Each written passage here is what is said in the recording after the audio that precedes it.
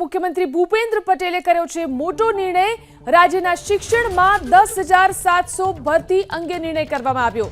2230 જૂના શિક્ષકોની શાળા ફાળવણી અને નિમણૂક હુકમોની પ્રક્રિયા પૂર્ણ। 3187 ખાલી પડતી જગ્યાઓ શિક્ષક સહાયથી ભરવાની મંજૂરી અપાઈ। હાલમાં ચાલતી ભરતીમાં ઉમેરો કરી કુલ 10,700 જગ્યા માટે ભરતી કરવામાં આવશે। તો આ મોટો નિર્ણય મુખ્યમંત્રી ભૂપેન્દ્ર પટેલનો રાજ્યના શિક્ષણમાં 10,700 ભરતી અંગેનો તેમણે નિર્ણય કર્યો। તો મુખ્યમંત્રી ભૂપેન્દ્ર પટેલે કર્યો છે મોટો નિર્ણય। રાજ્યના શિક્ષણમાં 10,700 ભરતી અંગે નિર્ણય કરવામાં આવ્યો।